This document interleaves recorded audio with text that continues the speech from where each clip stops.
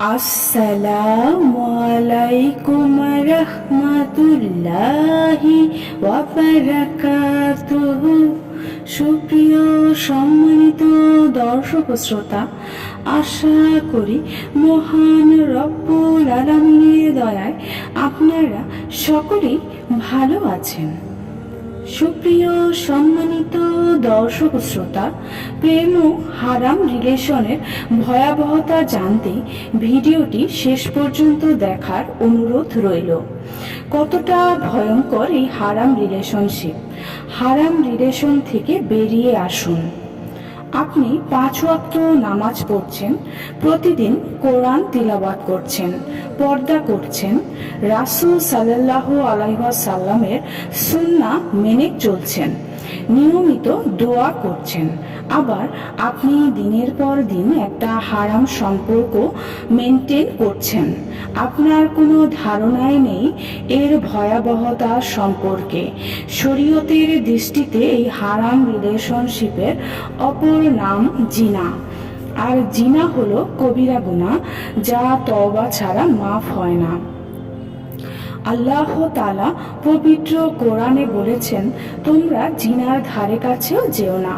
আর আপনি প্রতিদিন নামাজ, কোরআন, পর্দা সবকিছুই করছেন, কিন্তু জিনায় লিপ্ত থেকে একটা বেগানা নারী পুরুষের সাথে দিনের পর দিন হারাম রিলেশনশিপে থেকে আপনি আপনার দুনিয়া আখেরাত দুটি নষ্ট করে ফেলেছেন। আর এই আল্লাহর অবাধ্যতায় ডুবে থেকে আপনি কখনো ভালো থাকতে পারবেন না। অধিকাংশ হারাম রিলেশনের শেষ পরিণতি হয় বিচ্ছেদ অথবা ধোঁকা, কিন্তু পাপগুলো আপনার আমলনামায় থেকে যায়। বিয়ে হচ্ছে দিনের অর্ধেক এবং রাসূল সাল্লাল্লাহু আলাইহি ওয়াসাল্লামের সুন্নাহ। তাই হালাল সম্পর্কে হারামের মাধ্যমে পূর্ণতা দেওয়া ইসলামে কোনোভাবেই সমর্থন নয়। আপনি ওই মহাদিনের শান্তির কথা স্মরণ করে আজকেই তাকে ছেড়ে দিন। এখন আপনার মনে হবে, আমি যদি তাকে এখন হঠাৎ করে ছেড়ে দিই তাহলে সে তো অনেক কষ্ট পাবে। আপনি একজন বেগানা নারী পুরুষের জন্য এত ভাবছেন, যে কিনা বিচার দিবসে আপনার জাহান্নামের কারণ হয়ে দাঁড়াবে। অথচ আপনার রব আপনাকে এত নিয়ামত দিয়ে পৃথিবীতে পাঠিয়েছেন, অনবরত নিয়ামতের মধ্যে ডুবিয়ে রেখেছেন, শুধুমাত্র তার বিধান মেনে তাকে সন্তুষ্ট করার জন্য। আর আপনি দিনের পর দিন স্রষ্টার অবাধ্য হয়ে তাকে অসন্তুষ্ট করছেন। মনে রাখবেন, সেই মুসিবতের দিন, সেই দিন গর্ভধারিণী মা তার সন্তানকে চিনবে না, স্বামী তার স্ত্রীকে চিনবে না, ভাই বোনকে চিনবে না। এমন একটা মুসিবতের দিন আল্লাহ ব্যতীত আর কেউ থাকবে না।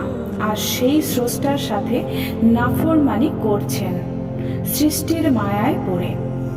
শুধু কবরস্থানের দিকে তাকিয়ে দেখুন, কবরের বাসিন্দারা কত অসহায়, একাকী নির্জন অন্ধকার কবরে শুয়ে আছে, কেউ যায়নি তাদের সাথে। আমাদের কেউ কবরে একাকী যেতে হবে। এখন ভাবুন, আপনি যার মায়া ভালোবাসার জন্য প্রতিনিয়ত রবের অবাধ্য হচ্ছেন, সে কি আপনার অন্ধকার কবরের সাথী হবে? না, কখনোই হবে না। উল্টে তার জন্য যে আপনি জাহান্নামে যাবেন, এটা শিওর। আপনি আপনার সেই ভালোবাসার মানুষটিকেও জাহান্নামের দিকে নিয়ে যাচ্ছেন। এটা কি আদৌ ভালোবাসা হলো?